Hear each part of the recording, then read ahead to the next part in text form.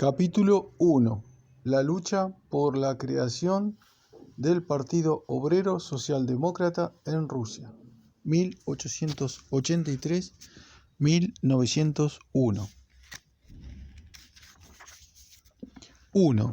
Abolición del régimen de la servidumbre y desarrollo del capitalismo industrial en Rusia. Aparición del proletariado industrial moderno. Primeros pasos del movimiento obrero. La Rusia zarista emprendió el camino del desarrollo capitalista después que otros países. Hasta la década del 60 del siglo pasado, existían en Rusia muy pocas fábricas y empresas industriales. En la economía rusa predominaba el régimen de la servidumbre al servicio de los terratenientes nobles. Este régimen de servidumbre no dejaba que la industria se desarrollase como era debido. El trabajo forzado de los siervos daba un bajo rendimiento de producción en la agricultura. Toda la marcha del desarrollo económico empujaba a la abolición de este régimen. El gobierno zarista, quebrantado por la derrota sufrida en la guerra de Crimea y asustado de las revueltas campesinas contra los terratenientes, vióse obligado a abolir en 1861 el régimen de la servidumbre. Mas, no por ello dejaron los terratenientes de seguir oprimiendo a los campesinos.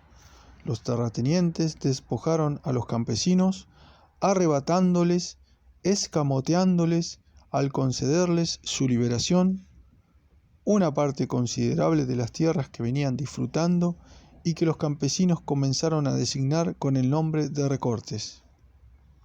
Además, les obligaron a pagar a los terratenientes un rescate por su liberación, por un valor total de cerca de 2.000 millones de rublos. Después de la abolición del régimen de la servidumbre, los campesinos veíanse obligados a tomar en arriendo las tierras de los terratenientes en las condiciones más inicuas. No pocas veces, además de pagar una renta en dinero al terrateniente, el campesino quedaba obligado a trabajar de balde y con sus propios aperos y ganado de labor determinada cantidad de tierras de aquel. A esto le llamaban pago de trabajo, prestación personal. Pero lo más frecuente era que el campesino quedase obligado a pagar la renta al terrateniente en especie, entregándole la mitad de la cosecha. Esto se denominaba aparcería. Como se ve, la situación seguía siendo casi la misma que antes, bajo el régimen de la servidumbre, con la única diferencia de que ahora el campesino era personalmente libre y no se le podía vender ni comprar como si fuese un objeto. Los terratenientes apelaban a diversos métodos de rapiña, la renta, las multas, etc., para estrujar hasta la última gota de jugo a sus atrasadas explotaciones campesinas. La gran masa de los campesinos veíase en la imposibilidad de mejorar sus explotaciones porque se lo impedía la opresión de los terratenientes. De aquí el enorme atraso de la agricultura en la Rusia de antes de la Revolución, atraso que se traducía en malas cosechas y en rachas de hambre. Los residuos del régimen de la servidumbre, las enormes contribuciones al Estado y los rescates agobiadores que había que abonar por la tierra a los terratenientes, que no pocas veces excedían los ingresos arrojados por la explotación agrícola, conducían a la ruina y al empobrecimiento de las masas campesinas y obligaban a los campesinos a marcharse de la aldea a ganar un jornal. Se iban a las fábricas y a las empresas industriales, suministrando a los fabricantes mano de obra barata. Sobre las espaldas de los obreros y de los campesinos se alzaba todo un ejército de jefes de policía, guardias rurales, gendarmes, polizontes, encargados de defender al zar, a los capitalistas y a los terratenientes contra los trabajadores, contra los explotados. Hasta el año 1903 estuvieron en vigor las penas corporales. No obstante haberse abolido la servidumbre, el campesino era apaleado por el más pequeño desliz o por la falta de pago de las contribuciones. Los gendarmes y los cosacos asesinaban y martirizaban a los obreros, sobre todo durante las huelgas, cuando éstos abandonaban el trabajo por no poder soportar las vejaciones de los patronos. En la Rusia zarista, los obreros y campesinos carecían hasta de los derechos políticos más elementales. La autocracia zarista era el peor enemigo del pueblo. La Rusia zarista era una cárcel de pueblos. Las numerosas nacionalidades no rusas de la Rusia zarista hallábanse completamente privadas de derechos, sometidas sin cesar a todo género de ultrajes y humillaciones. El gobierno zarista había enseñado a la población rusa a ver en los pueblos indígenas de los territorios nacionales razas inferiores, a las que se daba el calificativo oficial de gente de otras razas, y le había inculcado el desprecio y el odio hacia ellos. El zarismo encendía conscientemente las discordias nacionales, azuzaba a unos pueblos contra otros, organizaba pogromos de judíos y matanzas entre tártaros y armenios en la Transcaucasia. En los territorios nacionales, todos o casi todos los cargos públicos eran desempeñados por funcionarios rusos. El ruso era la lengua obligatoria en todas las instituciones y ante los tribunales. Estaba prohibido publicar periódicos y libros en las lenguas nacionales o enseñar en las escuelas sirviéndose de la lengua materna. El gobierno zarista esforzábase en ahogar todas las manifestaciones de la cultura nacional y seguía la política de rusificar a la fuerza a las nacionalidades no rusas. El zarismo actuaba como verdugo y tirano de pueblos no rusos. Después de la abolición del régimen de la servidumbre, el desarrollo del capitalismo industrial en Rusia siguió una marcha bastante rápida. A pesar de que los residuos del régimen feudal seguían entorpeciendo este desarrollo. Durante 25 años, de 1865 a 1890, el número de obreros solamente en las grandes fábricas y en los ferrocarriles aumentó de 706.000 a 1.433.000, es decir, es más del doble. Más rápido aún fue el desarrollo que comenzó a adquirir en Rusia la gran industria capitalista durante la década del 90. Hacia el final de esta década, el número de obreros que trabajaba en las grandes fábricas, en las empresas industriales, en la industria minera y en los ferrocarriles, solamente en las 50 provincias de la Rusia europea había ascendido a 2.207.000 y en toda Rusia a 2.792.000. Y este era ya un proletariado industrial moderno que se distinguía radicalmente de los obreros de las fábricas del período de la servidumbre y de los operarios de la pequeña industria, del artesanado y de toda otra industria, tanto por su concentración en grandes empresas capitalistas como por su combatividad revolucionaria.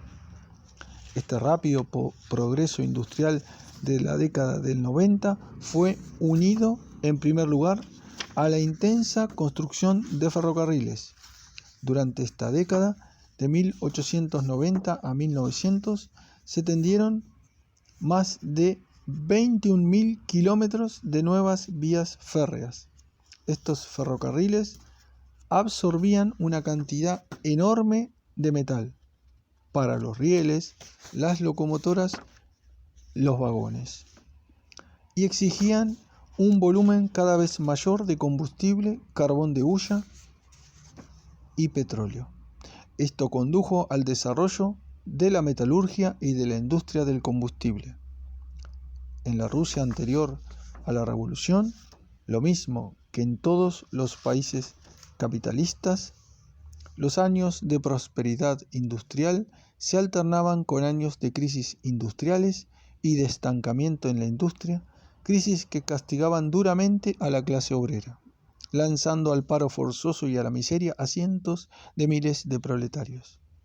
Aunque el desarrollo del capitalismo siguió en Rusia, después de la abolición del régimen de la servidumbre, un ritmo bastante rápido, el país marchaba en su desarrollo económico muy a la saga de otros países capitalistas.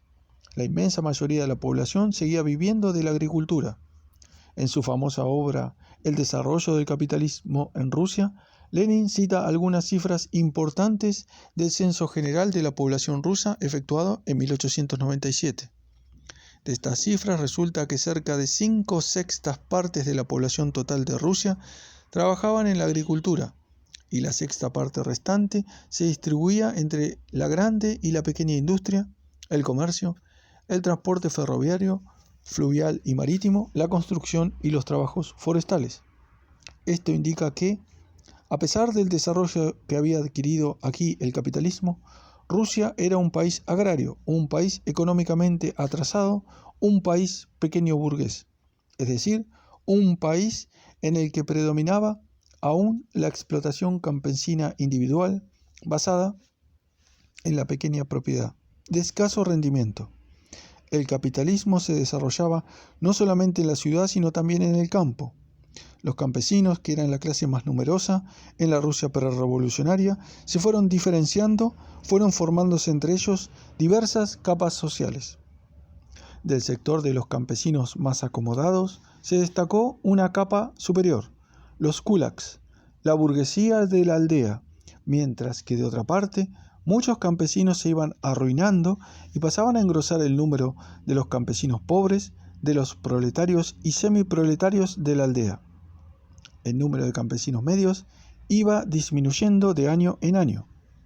En 1903 había en Rusia unos 10 millones de explotaciones campesinas.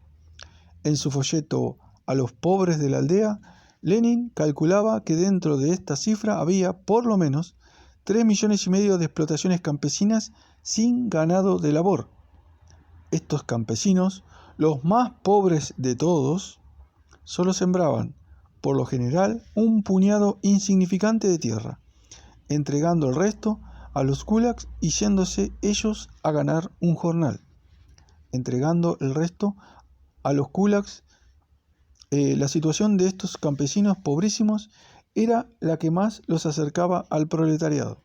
Lenin les llamaba proletarios o semiproletarios de la aldea. De otra parte, había, dentro de aquella cifra total de 10 millones, 1,5 millones de explotaciones campesinas ricas, de kulaks, que concentraban en sus manos la mitad de todas las sementeras campesinas.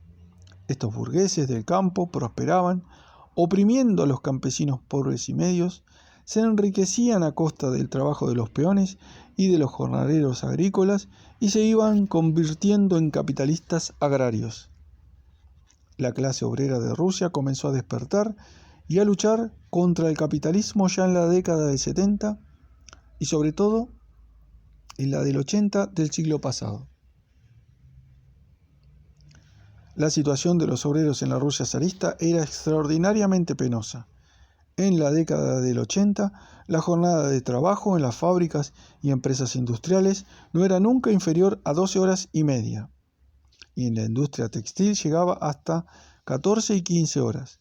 El trabajo de la mujer y del niño se explotaba en grandes proporciones. Los niños trabajaban el mismo horario que los adultos, pero cobrando, al igual que las mujeres, salarios muy inferiores. El nivel de los salarios era extraordinariamente bajo. Había muchos obreros que no ganaban más que 7 u 8 rublos al mes. Los obreros mejor pagados de las fábricas metalúrgicas y de fundición no cobraban más de 35 rublos mensuales. No se tomaba ninguna medida de protección del trabajo, lo que originaba accidentes en masa y constantes muertes de obreros. No se conocía el seguro obrero y la asistencia médica solo la obtenía el que pagaba.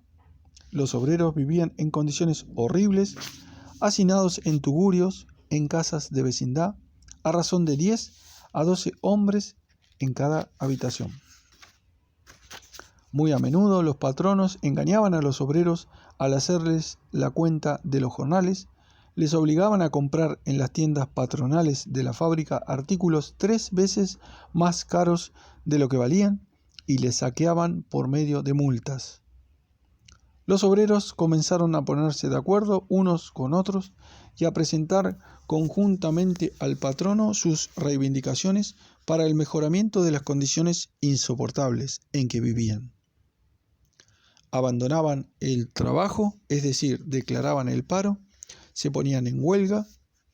Las primeras huelgas en las décadas del 70 y del 80 del siglo pasado estallaban, por lo general, como protesta contra las multas desmedidas, contra las estafas y los engaños de que se hacía objeto a los obreros al liquidarles el jornal, contra la reducción de las tarifas del salario. En las primeras huelgas, los obreros, agotada ya la paciencia, destrozaban a veces las máquinas, rompían los cristales de las fábricas, destruían las tiendas patronales y las oficinas. Los obreros más conscientes comenzaron a comprender que para luchar con éxito contra el capitalismo era necesario organizarse, y así surgieron las primeras asociaciones obreras. En 1875 se organizó en Odessa la Unión de Obreros del Sur de Rusia. Esta organización obrera, la primera de todas, no vivió más que 8 o 9 meses, siendo aniquilada por el gobierno zarista. En Petersburgo organizóse en 1878 la Unión de Obreros Rusos del Norte, a cuyo frente se hallaban un carpintero llamado Halturin y un cerrajero llamado Obnorsky. En el programa de esta organización se decía que sus objetivos eran análogos a los de los partidos obreros socialdemócratas de los países occidentales. Su meta final era llevar a cabo la revolución socialista, derribar el régimen político y económico del Estado existente como un régimen de todo punto injusto. Uno de los organizadores de esta unión, Obnorsky, había vivido algún tiempo en el extranjero, donde tuvo ocasión de conocer la actuación de los partidos socialdemócratas marxistas y de la Primera Internacional dirigida por Marx. Esta circunstancia imprimió su sello al programa de la Unión de Obreros Rusos del Norte. El objetivo inmediato que esta organización se propuso alcanzar era la conquista de la libertad y los derechos políticos del pueblo, la libertad de palabra y de prensa, el derecho de reunión, etc. Entre las reivindicaciones inmediatas figuraba también la reducción de la jornada de trabajo. El número de afiliados de esta organización era de 200, contando con otros tantos simpatizantes. La Unión comenzó a tomar parte en las huelgas obreras y a dirigirlas. También esta organización fue destruida por el gobierno zarista. Pero el movimiento obrero seguía desarrollándose y extendiéndose a nuevas y nuevas regiones. En la década del 80 aumenta el número de huelgas. Durante 5 años, de 1881 a 1886, se produjeron más de 48 huelgas, con un total de 80.000 huelguistas. En la historia del movimiento revolucionario ocupa un lugar especialmente importante la gran huelga que estalló en 1885 en la fábrica Morozov de Orejovo-Zuyevo. En esta fábrica trabajaban cerca de 8.000 obreros. Las condiciones de trabajo iban empeorando de día en día. De 1882 hasta 1884 el salario fue reducido 5 veces y en 1884 el tipo de salario fue reducido de golpe en una cuarta parte, es decir, en un 25%. Por si esto fuera poco, el fabricante Morozov no dejaba vivir en paz a los obreros a fuerza de multas, Según se demostró ante los tribunales después de la huelga, de cada rublo que el obrero ganaba, le quitaban en concepto de multa de 30 a 50 céntimos de rublo, que iban a parar al bolsillo del patrono. Los obreros, dispuestos a no seguir tolerando este robo, se declararon en huelga en enero de 1885. La huelga fue organizada de antemano, la dirigió un obrero avanzado llamado Piotr Moiseyenko, que había estado afiliado a la Unión de Obreros Rusos del Norte y que tenía ya una experiencia revolucionaria. En vísperas de la huelga, Moiseyenko formuló, en unión de otros tejedores de los más conscientes, una serie de reivindicaciones que habían de ser presentadas al patrono y que fueron aprobadas en una reunión secreta de los obreros. Estos exigían, ante todo, que cesase el saqueo de las multas. La huelga fue aplastada por la fuerza de las armas. Fueron detenidos más de 600 obreros y algunas decenas de ellos procesados. Huelgas parecidas a esta se produjeron también en el año 1885 en las fábricas de Ivanovo-Voznesensk. Al año siguiente, el gobierno zarista, asustado ante el desarrollo del movimiento obrero, vióse obligado a dictar una ley sobre las multas. En esta ley se disponía que el dinero de las multas no se lo pudiera apropiar los patronos, sino que habría de invertirse en las necesidades de los propios obreros. Sobre la experiencia de la huelga de la fábrica Morozov y otras semejantes, los obreros comprendieron que podrían conseguir mucho luchando organizadamente. En el movimiento obrero comenzaban a destacarse dirigentes y organizadores capaces, dispuestos a defender firmemente los intereses de la clase obrera.